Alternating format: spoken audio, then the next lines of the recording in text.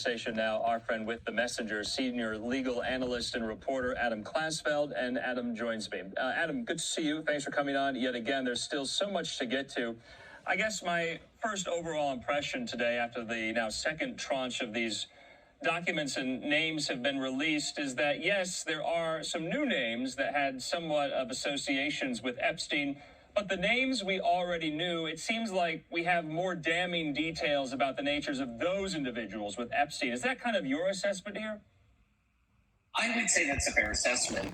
Not only, as you mentioned, a remark that Ms. Schoberg said that Epstein made of former President Clinton, saying that he likes them young. There was another revelation that was just unsealed today, an allegation made by Virginia Giuffre that Clinton allegedly threatened Vanity Fair not to write about his good friend Jeffrey Epstein. That was the allegation made by Ms. Giuffre back in an email more than a decade ago. So that's an example of one of the things. And going back, as the lead-in to the segment mentioned, there was the mention of former President Trump's casino.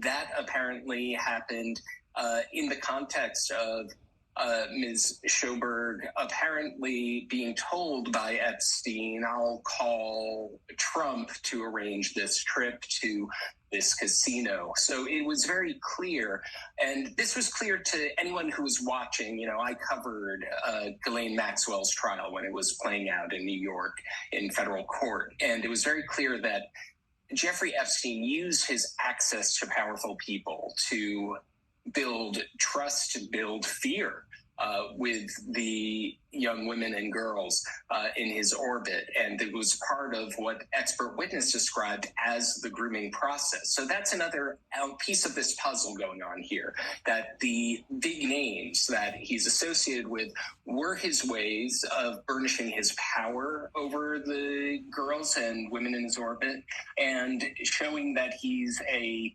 powerful, influential figure. So there is this uncomfortable and embarrassing spotlight on these figures. Yeah. But these figures themselves are also used as part of his own motives to get them into his orbit. Yeah, and in no way am I trying to diminish the horrible crimes Epstein made, but that's a tale as old as time. Wealthy people know wealthy people get other wealthy people to do things for them. They can easily get someone on the phone. And so it seems to me there's like this weird spectrum of varying degrees of the relationship these individuals had with Epstein. And to me, I'm trying to grapple with where is that line where it kind of veers and fends off into, well, they were a really close associate and they had, questionable things happen with some of these girls in Epstein's orbit as well. It seems like we're on the precipice of maybe Bill Clinton moving into that place on the spectrum here. This is just trying to kind of wrap my head around all of these relationships and the nature of them, because there's a lot to get to. Mm-hmm. Right. Well, there was one other document that was unsealed today that alleges, from the point of view of an unidentified Jane Doe 3, I believe, that it makes the allegation that that a girl was trafficked to powerful people for purposes of blackmail. That is something that has been long speculated. It's not something that had been said in a document, and even given voice to with any kind of public record until very recently. There was reporting in the Wall Street Journal, for example, that Bill Gates was allegedly blackmailed by Jeffrey Epstein with the exposure of an affair if he didn't enter into some sort of financial relationship with him. So in terms of what was the purpose of these relationships with powerful people, was Jeffrey Epstein, as this document would allege, trying to blackmail certain people? Were they just a way that Jeffrey Epstein could talk up his power, talk up his influence in order to essentially put these girls under his orbit and make them victims and make them believe that he was more powerful than he actually was. We're learning more of that with every release. And as this segment began, he made perfectly clear we're nowhere near over. This is a rolling series of releases. Every new series of releases seems to bring more sunlight. There's new litigation that happens as a result of it very often. We've seen that happen. And we'll see what the ramifications, what the aftershocks of this one are. Yeah, let's talk about that. That was my next question here. We were kind of talking amongst ourselves in the newsroom here.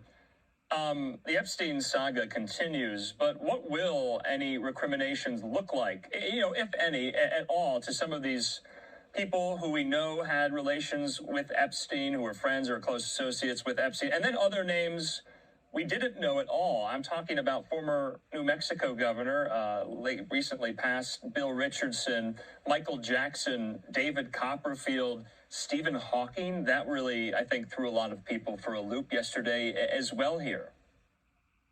Well, a lot of these names actually, I'll go back to Bill Richardson. His name has actually been in the mix before in some of this unsealing, and it goes to the wide orbit of this. And what we're learning about David, what we're getting now is a lot of nuance and a lot of detail.